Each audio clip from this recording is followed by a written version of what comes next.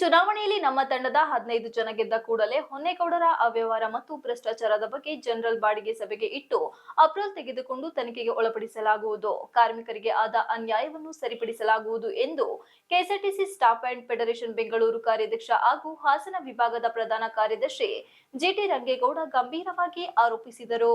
ಪತ್ರಿಕಾಗೋಷ್ಠಿಯಲ್ಲಿ ಶುಕ್ರವಾರ ಮಾತನಾಡಿ, ಕರ್ನಾಟಕ ರಾಜ್ಯ ರಸ್ತೆ ಸಾರಿಗೆ ನಿಗಮದ ನೌಕರರ ಗೃಹ ನಿರ್ಮಾಣ ಸಹಕಾರ ಸಂಘ ನಿಗಮ ಹಾಸನ ಈ ಸಂಘದ ಅಧ್ಯಕ್ಷರು, ಕಾರ್ಯದರ್ಶಿ ಮತ್ತು ಆಡಳಿತ ಮಂಡಳಿಯವರು ಸಂಘದ ಕೋಟ್ಯಾಂತರ ರೂಪಾಯಿಗಳನ್ನು ದುರುಪಯೋಗಪಡಿಸಿಕೊಂಡಿರುತ್ತಾರೆ. 2011ರಿಂದ ನಮ್ಮ ಸಂಘದ ಕಾರ್ಯಕರ್ತರೊಂದಿಗೆ ಆಡಳಿತ ನಡೆಸಿಕೊಂಡು ಬಂದಿದೆ.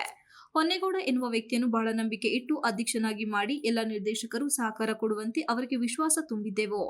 ಇದೇ ಹೊನ್ನೇಗೌಡ ನಿವೇಶನ ಹಂಚಲು ಯಾವ ಅವ್ಯವಹಾರ ಗೊತ್ತಾಗಲಿಲ್ಲ. ಈ ಬಗ್ಗೆ ದೂರುಗಳು ಬಂದಾಗ ನಾವೇ ವೈಯಕ್ತಿಕವಾಗಿ ಕುಳಿತುಕೊಂಡು ತನಿಖೆ ಮಾಡಿದೆವು. ಬಿಟಿ ಕಾಟಿಹಳ್ಳಿ ಬಡಾವಣೆಯಲ್ಲಿ 444 ನಿವೇಶನಗಳು ತಾತ್ಕಾಲಿಕ ನಕಾಶೆ ಆಯಿತು. ಅದರಲ್ಲಿ ಬೇಕಾದವರಿಗೆ ನಿವೇಶನ ಕೊಡಲಾಗಿದೆ ಎಂದು ಹೇಳಿದರು. ನಮ್ಮ ಟೀಮ್ ನೋಡಿ ಮತ ಹಾಕಿದ್ದು ಸಂಘದ ಜವಾಬ್ದಾರಿ ನಮಗೆ ಇದ್ದುದರಿಂದ ಸೊಸೈಟಿ ನಿರ್ದೇಶಕರು ಕುಳಿತುಕೊಂಡು ರೆಕಾರ್ಡ್ ಪರಿಶೀಲನೆ ನಡೆಸಿದಾಗ ಹಲವಾರು ನಿವೇಶನಗಳು ಬೆಳಕಿಗೆ ಬಂದಿತ್ತು ಎಂದರು. ಒಟ್ಟು 735 ಜನ ಸದಸ್ಯರಿದ್ದು ಅದರಲ್ಲಿ 332 ಜನರಲ್ಲಿ 186 ಜನರು ಮತ ಹಾಕಲು ಕೋರ್ಟ್ನಿಂದ ಆದೇಶ ತರಲಾಗಿದೆ. ಸ್ವಂತ ಕುಟುಂಬದ ಹೆಂಡತಿ, ಅಣ್ಣ ಹಾಗೂ ಅವರ ಕುಟುಂಬ ಸೇರಿ ಒಟ್ಟು 15 ನಿವೇಶನ ಬರೆದುಕೊಂಡಿದ್ದಾರೆ. 19 ನಿವೇಶನಗಳನ್ನು ಬೇನಾಮಿಯಾಗಿ ಕ್ರಯ ಮಾಡಿಕೊಂಡಿರುತ್ತಾರೆಂದು ದೂರಿದರು.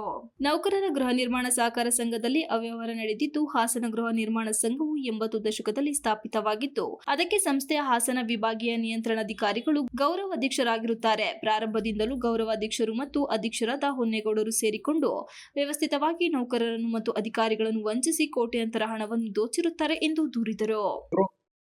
ಅವರ ಮಧ್ಯಸ್ಥಿಕೆಯಲ್ಲಿ 11.5 ಎಕರೆ ಜಮೀನ ನಮ್ಮ ಸಂಘಕ್ಕೆ ತಗೊಂಡಿರು. ಅದ್ರ ಮಧ್ಯೆ ಸ್ವಲ್ಪ ಏನೋ ಡಿಫ್ರೆನ್ಸ್ ಮಾಡ್ಕೊಂಡಿದ್ರು. ಅದಕ್ಕೆ ನಾವು ಬೇಕಂದ್ರೆ ದಾಖಲಾತಿ ಇರಲಿಲ್ಲ. 1.30 ತಗೊಂಡಿದ್ರು, 1.50 ರಿಜಿಸ್ಟರ್ ಮಾಡಿಸಿದ್ರು. 11,000 ರೂಪಾಯಿ ಗುಟ್ಟೆಗೆ ದುಡ್ಡನ್ನ ಹೊಡೆದು ಅದು ದಾಖಲಾತಿ ಸಿಗ್ಲಿಲ್ಲ. ಯಾಕಂದ್ರೆ ಪಕ್ಕ ರಿಜಿಸ್ಟರ್ ಆಯಿತು. ಹಾಗಾಗಿ ಅದ್ರ ಬಗ್ಗೆ ನಾವು ಹೆಚ್ಚಿಗೆ ಗಮನ ಕೊಡಲಿಲ್ಲ.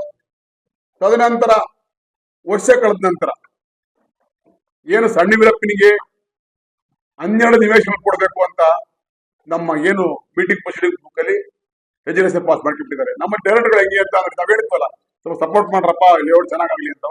ಆಗ ಅವು ಕೂಡ ಪಾಪದವು ಏನ್ ನೋಡ್ತಿರ್ಲಿಲ್ಲ, ಸುಮ್ಮನೆ ಸೇನಾಗಿ ಬರೋವು. ಅದ್ರಲ್ಲಿ ಒಬ್ರು ಡೈರೆಕ್ಟ್ರು ಮುಗನ್ ಗೌಡ ಅಂತ, ರಾಮನಾಥಪುರ ಡಿಪೋ ಅವರು ಮೆಕ್ಯಾನಿಕ್, ಅವರು MA ಗ್ರಾಜುಯೇಟ್ ಅವರು, ಅವರೆಲ್ಲ ಪರಿಣಿತರು.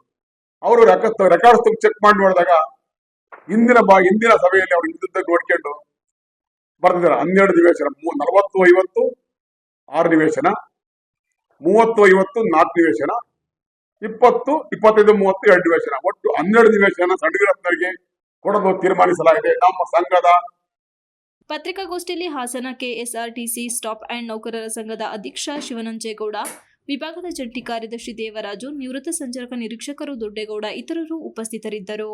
Srinivas, TV 46 Malenadu news, Hassan.